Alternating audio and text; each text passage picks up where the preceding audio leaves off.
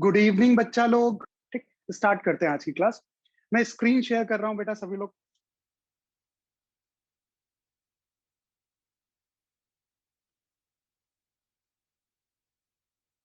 चलिए सभी लोग आइए। ये क्वेश्चन नंबर 1, ये एडवांस का अभी रिसेंटली 2019 का क्वेश्चन है। बहुत सारे लोगों का ये डाउट भी है। सभी लोग मेरी तरफ ध्यान दें। देखो, अगर मैं इस केस की बात करूं, ये आपके पास एक ऑप्टिकल बेंच दी हुई है। मतलब एक तरीके से एक मीटर स्केल है टाइप में, 1.5 मीटर ये इसका।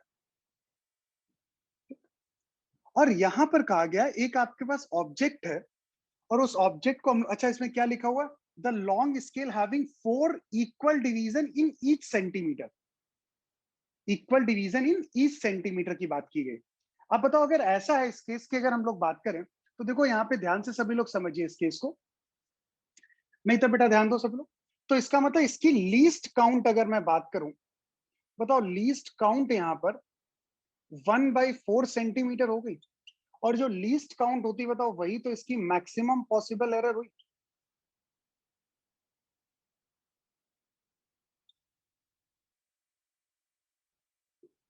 अगर मैं इस केस की बात करूं, यही आपके पास क्या होगी, ये इसकी मैक्सिमम पॉसिबल एरर हो जाएगी। बात क्लियर? अब देखो ध्यान से, जब मैं इधर बेटा ध्यान दो। चलिए अब ध्यान दीजिए। ये 1.5 मीटर दिया, और इसका जो है ना लीस्ट काउंट आपके 1/4 सेंटीमीटर है। That mean maximum possible error भी यही होगी। अब यहाँ पर जो ऑब्जेक्ट है वो कहां पर है आपका, सबसे पहले लेंस दिया हुआ है। अगर मैं लेंस की बात करूं, बताओ लेंस यहाँ पर ये 75 सेंटीमीटर पर, ये 75 सेंटीमीटर हुआ। और अगर मैं बात करूं ऑब्जेक्ट कहां पे, ऑब्जेक्ट पिन जो है ना, ये 45 सेंटीमीटर पे। और अगर मैं इमेज पिन की बात करूं, जो इमेज पिन को हमने कहां रखा है, 135 सेंटीमीटर। ये यहां कहीं पे इमेज पिन है।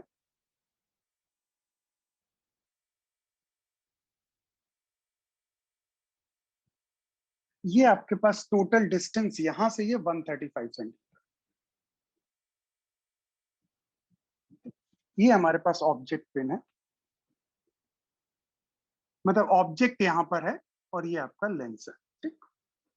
अब देखो मुझे क्या चाहिए होता है, मुझे यहां पर ऑब्जेक्ट डिस्टेंस यू चाहिए होता है। बताओ यू की वैल्यू क्या आएगी। u इज इक्वल टू, ये आ जाएगा 75 माइनस 45। बताओ 30 सेंटीमीटर हुई। अब देखो गलती लोगों ने यहां पर क्या की, वो एक तरीके से u की वैल्यू की बात कहूं, ये x2 माइनस x1 हुआ 45। ठीक, समझ। अब बताओ एरर की बात करें, error in measurement of u।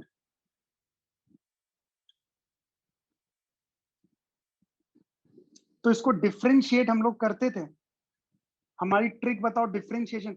और आपको पता है एरर कभी भी सब्ट्रैक्ट नहीं होती थी। तो ये डेल्टा यू बताओ क्या होता है, delta x2 plus delta x1।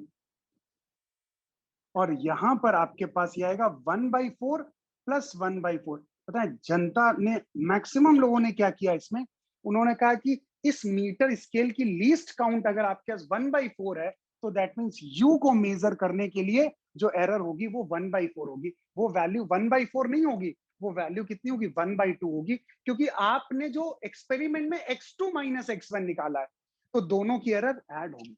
इसी तरह अगर मैं v की बात करूं, तो v की वैल्यू हो जाएगी x3 माइनस x2। v की वैल्यू हो गई 135 माइनस 75। तो ये आपके पास क्या हो जाएगा, 60। ये आएगा 60 सेंटीमीटर।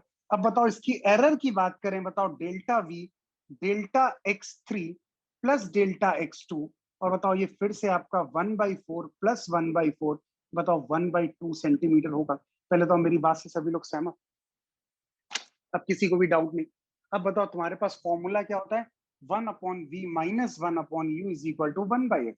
डिफ्रेंशिएट करते हैं इसको, तो क्या आ जाएगा, 1/v का differentiation d/dx of 1/x is equal to d/dx of x की पावर -1।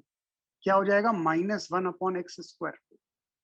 तो जब इसको differentiation of 1/v minus differentiation of 1 by u is equal to differentiation of 1 by f. बताओ ये क्या होगा? माइनस का dv upon v square plus का du upon you square minus का df अपॉन एफ स्क्वायर। तो बताओ डेल्टा एफ की वैल्यू हो जाएगी यहां पर कितनी? एफ स्क्वायर टाइम्स, सबको प्लस कर देंगे क्योंकि हमेशा वो प्लस ही होता है, delta u plus u square plus delta v upon v square. पक्का? अच्छा, एफ की वैल्यू निकालने के लिए क्या करेंगे? 1 upon f is equal to u की 1 अपॉन वी, बताओ कितना आया था?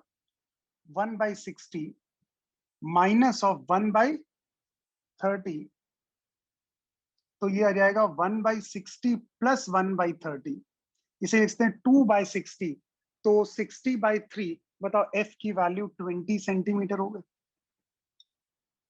बेटा कैलकुलेशन का काम ये आपका है। अब बताओ एक बार अगर मैंने इसे सॉल्व कर लिया, जल्दी से बेटा नोट करिए सभी लोग, तो ये डेल्टा एफ की value F square that is 20 square upon delta U की वैल्यू है 1/2 अपॉन यू स्क्वायर कितना है 30 स्क्वायर प्लस 1/2 अपॉन 60 स्क्वायर। बेटा किसी ने वैल्यू कैलकुलेट की कितनी आ रही है डेल्टा?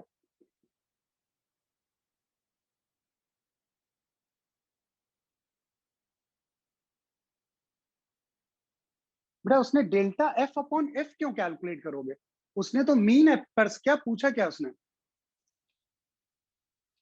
अच्छा परसेंटेज एरर पूछी है, तो परसेंटेज एरर का मतलब हुआ आपके पास delta F upon F into 100, ये आपके पास आंसर होगा। उसने परसेंटेज एरर एक्चुअली पूछी है।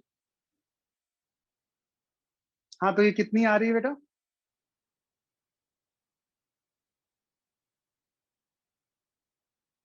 1.388, बिल्कुल से 1.388।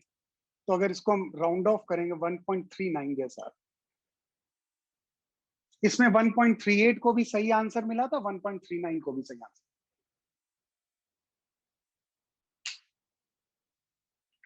कंसेप्ट सभी को क्लियर? हमेशा ध्यान रखो, अगर अगर आप कहीं पर भी एक्सपेरिमेंट परफॉर्म कर रहे हो, माइनस कर रहे हो, तो वहां पे एरर हमेशा ऐड होती है। मतलब एडवांस में जिन लोगों का भी गलत था उनका बस यही गलती दिया, वहां पे पूरा सब कुछ सही किया, जहां पर 1/2 लिखा था ना, वहां पे सब लोग 1/4 लिख के आ गए। क्लियर? चलिए नेक्स्ट केस की बात करें। एक और क्वेश्चन पूछा गया। हाँ क्वेश्चन नंबर 9। इसमें बेटा एक मिसप्रिंट है, इसलिए आप लोगों से क्वेश्चन नहीं हो रहा है। सभी लोग रीड करिए बेटा एक बार क्वेश्चन नंबर 9। सेकेंड लाइन में देखो एक करेक्शन है आपके पास, जहां लिखा है ना सेकेंड लाइन में, देखिए मैं को पूरी लाइन यहाँ पे mention. If a student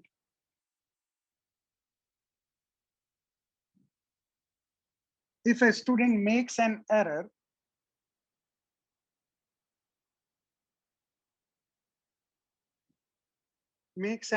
measuring of makes an error measuring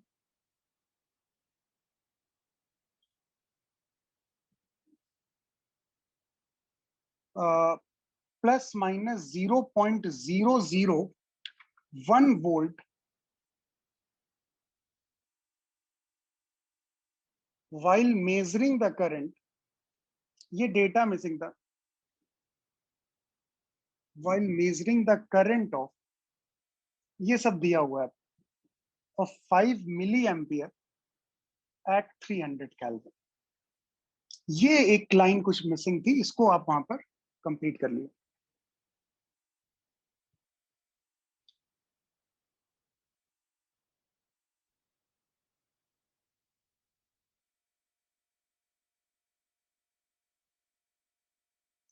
this is 0.001।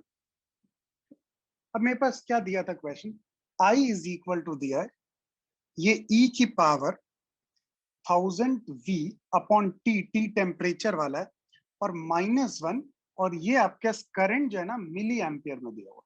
सभी लोग मेरी तरफ ध्यान दीजिए। अब मुझे यहाँ पर error in measurement of current की बात, देखो अगर ये तो बताओ इसको हम ऐसे ले लें, I+1 ले लें इज इक्वल टू E की पावर 1000V अपॉन टी, ये यही तो हुआ। अब बताओ अगर मैं इस केस की बात करूं तो बताओ क्या तरीका होता है, log to the base e, upon I plus 1 is equal to, बताओ ये पावर बाहर आ जाएगी 1000 v अपॉन टी, और आपको पता log e to the base e, बताओ ये वैल्यू 1 के बराबर हो जाएगी। तो मेरे पास क्या हो गया, log e into I plus 1 is equal to 1000 v upon t. अब इसको डिफ्रेंशिएट करेंगे, वही बेसिक तरीका जो हमारे पास है।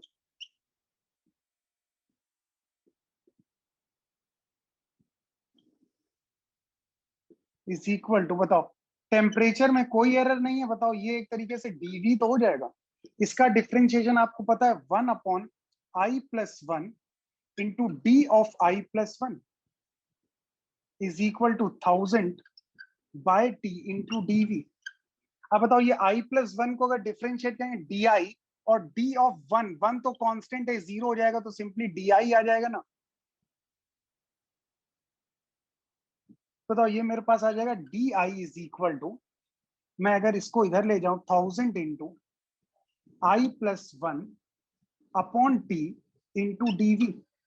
अब बताओ यही तो डी आई को हम लोग लिख देते हैं delta I is equal to 1000 into I plus 1 upon T into delta v. अब देखो सभी की वैल्यू, ये 1000 हो गया,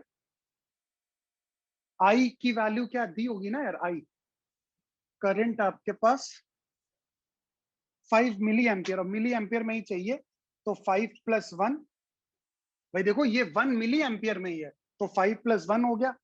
टेम्परेचर आपके पास कितना दिया हुआ, टेम्परेचर 300, और डेल्टा वी की वैल्यू बताओ कितनी दी हुई है आपके, 0.001, बताओ वो यही तो दी। बता दो यार डेल्टा आई कितना आ रहा है, कोई मुझे कैलकुलेट करके।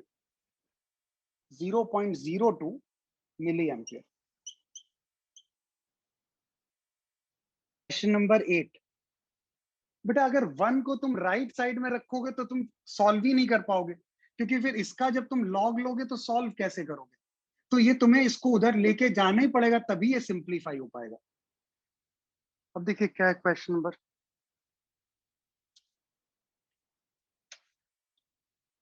जो क्वेश्चन यहाँ पर दिया था, एक हमारे पास क्वेश्चन नंबर 8 की बात करें, ये था 2d साइन थीटा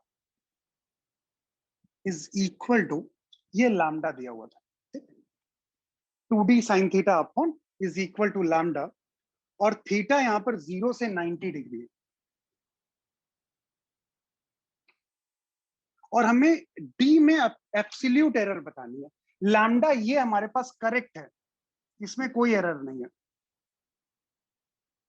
सभी लोग मेरी तरफ बेटा ध्यान दीजिए। अब बताओ अगर ऐसा है तो बताओ d sine theta is equal to lambda by 2। अब देखो हमें डिफरेंट, अब मैं डी ऑलरेडी है तो मैं इसको एक काम करता हूँ डेल्टा लिख देता हूँ, इस बार डी नहीं लिख रहे क्योंकि डी से फिर कंफ्यूजन होगी। अब बताओ ये तो कांस्टेंट है, एक कांस्टेंट का डेरिवेटिव 0, ये डेल्टा यहाँ पर डिफरेंशिएशन ही है। अब देखो ये प्रोडक्ट रूल है ना, दो फंक्शन है, एक फर्स्ट फंक्शन एक सेकंड फंक्शन। बताओ प्रोडक्ट रूल क्या होता है, एक को एज इट इज रखो, दूसरे को डिफरेंशिएट कर दो।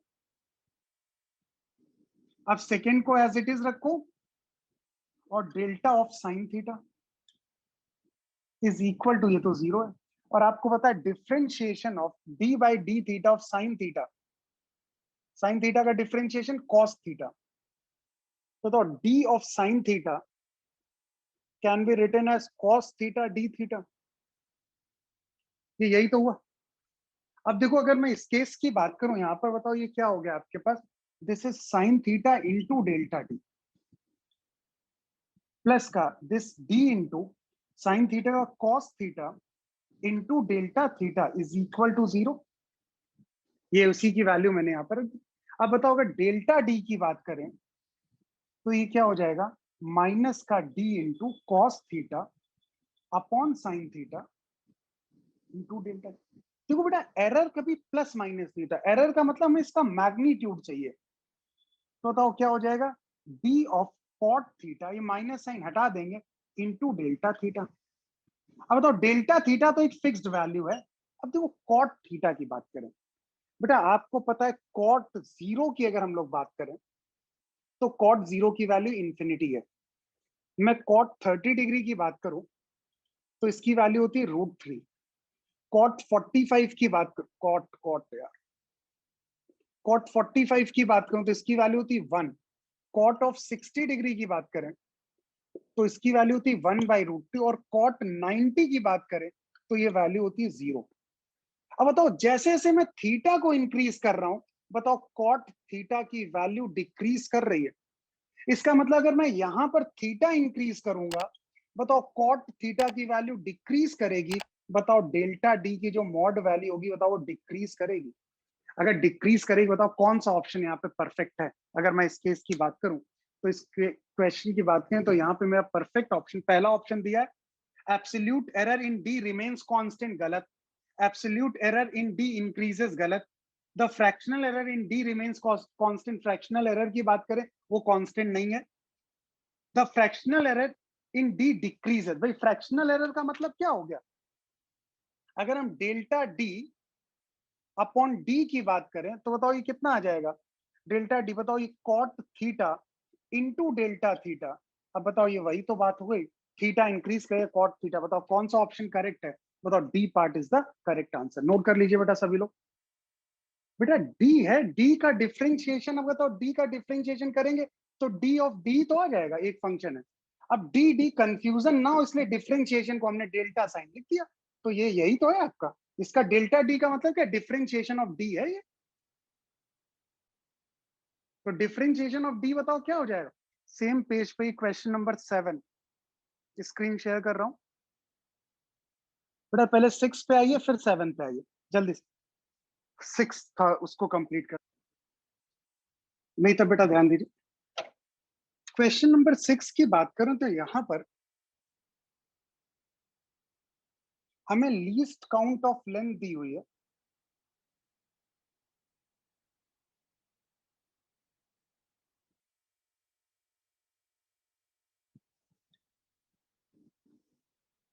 और लीस्ट काउंट ऑफ टाइम दिया हुआ है।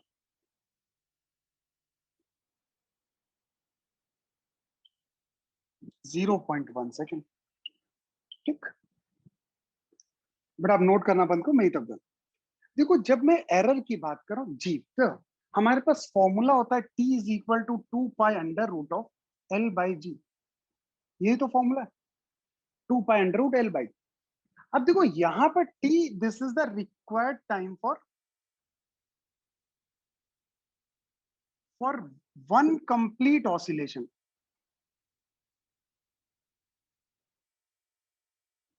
हम एक सिंगल ऑसिलेशन की बात करते हैं। अब हम लेकिन कैपिटल टी नहीं कैलकुलेट कर रहे हैं, हमारा मेजर टाइम स्मॉल टी है। This is the major time for n oscillations. हम लोग कभी कैपिटल टी तो नहीं काउंट करते, हम लोग जो मेजर टाइम होता है वो टी होता है, जो हम n ऑसिलेशन के लिए टी टाइम। तो बताओ अगर मुझे यहां पर कैपिटल टी की वैल्यू रखनी है तो बताओ वो स्मॉल टी बाय n हो जाएगा, इज इक्वल टू, बताओ ये 2π√L/g। तो यही तो हुआ। अगर मैं t की बात करूं तो अगर मैं इसको सॉल्व करूं तो T square upon n square is equal to 4π² L/g। बताओ यहां से g की वैल्यू अगर मैं कैलकुलेट करूं तो बताओ ये आएगा 4π² n² L/t²। अब बताओ इसको हम लोग डायरेक्टली लिखेंगे। अब देखो मेरे पास एरर g में है तो डेल्टा g/g। यार n में कोई एरर थोड़ी है, अरे काउंटिंग में कोई एरर थोड़ी कर रहे हैं। 1 ऑसिलेशन 2 ऑसिलेशन, तो ये पूरा आपके पास एक तरीके से कांस्टेंट ही तो हो गया। n में कोई एरर, तो ये किसके बरा हुआ?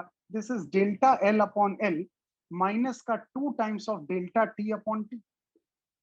तो अगर डेल्टा g/g इंटू 100 करें तो बताओ ये क्या होगा? डेल्टा L/L प्लस प्लस कर देते 2 इंटू डेल्टा t/t। बताओ यहाँ पर n का कोई लेना ही देना नहीं। अब बताओ सभी केसेस में चेक कर लोगे, बताओ आंसर आ जाएगा। मैक्सिमम लोगों का यही डाउट है कि ये t और ये t में क्या है। भाई ये हमारे पास टोटल टाइम था, लेकिन हम यहाँ पे n लेंगे, लेकिन n में हमारे पास कुछ एरर तो है नहीं, तो इसलिए बेटा अभी ये फॉर्मूला कैसे आया ये तो बहुत दूर की बात है। अभी बस ये फॉर्मूला आपको गिवन होगा, ये जब हम लोग SHM पढ़ेंगे तब डिफाइन करेंगे, ठीक है। ये फॉर्मूला कैसे आया, तो ये फॉर्मूला ये आपको हमेशा क्वेश्चन में गिवन होगा। अभी नोट करिए 7 पे। देखो इसमें कैलकुलेशन है, उसका कोई सब्स्टिट्यूट नहीं है, वो तो कैलकुलेशन बेटा आपको 11th-12th आपको बहुत ज्यादा कैलकुलेशन करना पड़ेगा। कुछ चैप्टर तो यहाँ पे जैसे 12th है मॉडर्न फिजिक्स, तो उसमें तो बहुत जबरदस्त कैलकुलेशन का कोई सब्स्टिट्यूट नहीं होता है, और ना आपको कोई कैलकुलेटर वहां पे मिलता है, आपको खुद से सॉल्व करना पड़ेगा, मैनुअली सॉल्व करना। देखो ये आपके पास दिया क्वेश्चन नंबर 7, ये कह रहा 40 सेकेंड हमने टाइम रिकॉर्ड किया 20 ऑसिलेशन के लिए, और लीस्ट काउंट हमारे पास कितना है, तो बताओ यहाँ पर टी टाइम आपके पास क्या है, ये n times of capital T, ये टोटल टाइम पीरियड,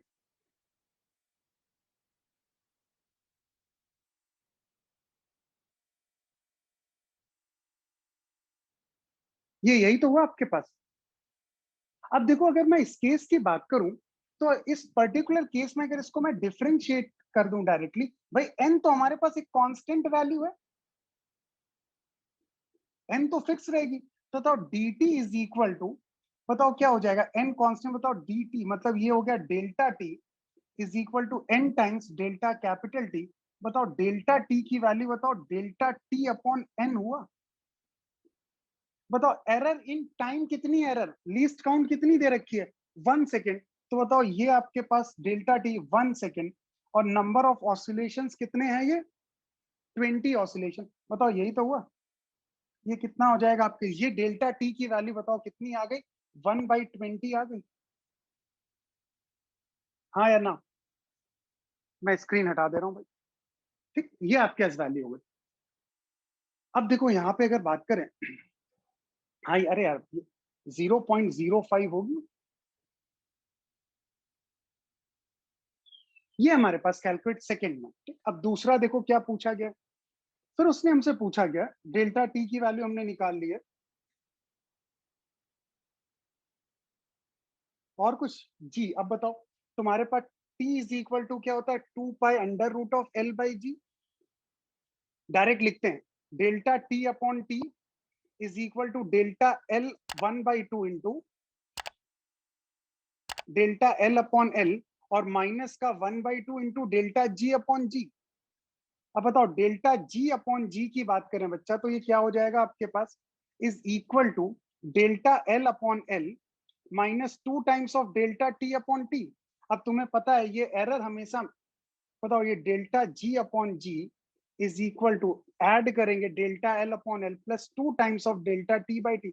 अब उसने कहा लेंथ एग्जैक्टली आपके पास कितनी दी हुई है, 1 मीटर, तो बताओ ये वैल्यू आपका 0 है, तो बताओ डेल्टा G अपॉन G, बताओ इसकी वैल्यू क्या होगी, 2 times of delta T by T। अब बताओ तुम्हारे पास डेल्टा T पता है कितना है, 2 इंटू 0.05, और बताओ 20 सेकेंड लगे हैं आपके पास, 40 सेकेंड लगे हैं फॉर 20 ऑसिलेशन, तो 40/20, बताओ यहाँ से डेल्टा G बाई जी, बताओ कैलकुलेट हो जाएगा यार। अब मुझे नहीं लगता किसी कोई समस्या होनी चाहिए, पक्का नोट कर लीजिए। हाँ उसको डायरेक्ट भी वैसे भी मैंने बताया है, दोनों ही तरीके, डायरेक्टली कह सकते हैं 1/20 टाइम्स हो जाएगा। तो जब भी आपके पास आर इक्विवेलेंट वाला ये केस दिया हो इस तरीके से, इसको हम हमेशा जब भी करेंगे वही डिफ्रेंशिएट करके ही करेंगे, इसके करस्पॉन्डिंग ही हमारा आंसर रहेगा। अगर शीट में कुछ आंसर गलत दिया तो गलत दिया है, हम इसको करेंगे इसी तरीके से, d R equivalent by d R equivalent square minus d R one upon R1 square minus d R2 upon R2 square.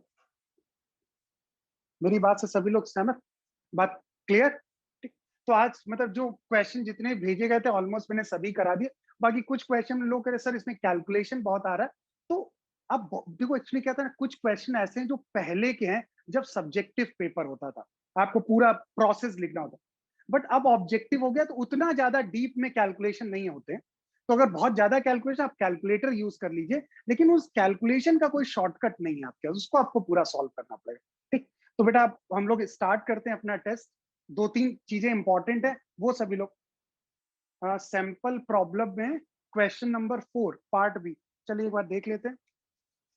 तो ये ध्यान रखिए, इसका यही है आपके पास।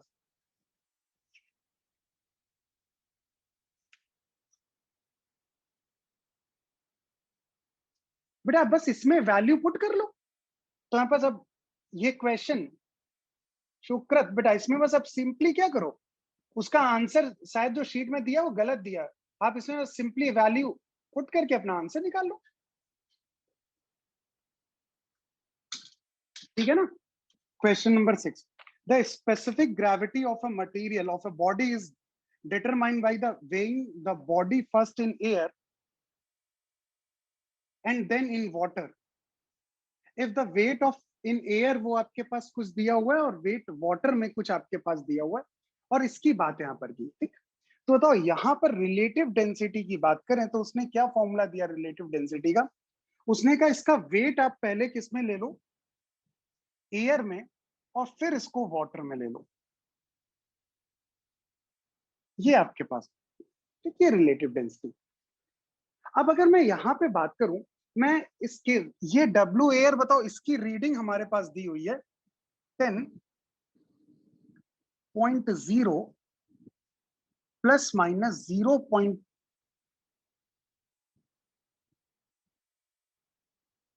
ये आपके पास, ये यहां पर जो है ना, ये एक तरीके से मास दिया हुआ है, इसमें जी से मल्टीप्लाई कर दें तो ये वेट हो जाएगा आपके पास, ठीक है ना।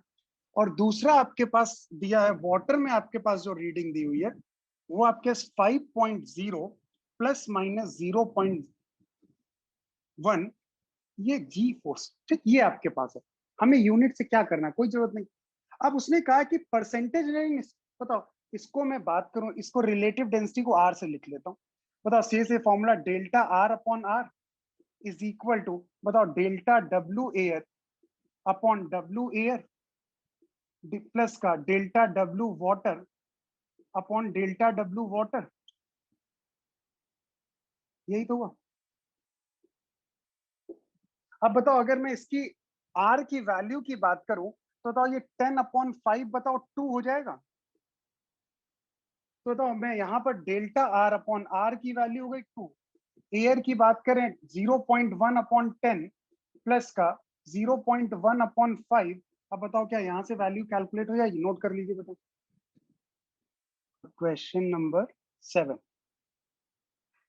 बेटा 7 के लिए वो एक फॉर्मूला नहीं गिवन होगा, इसीलिए आप बेटा एक रेडियस का फॉर्मूला ध्यान रखो, L²/2h प्लस का h/2, ये एक स्टैंड फॉर्मूला आपको बस याद रखना, ठीक।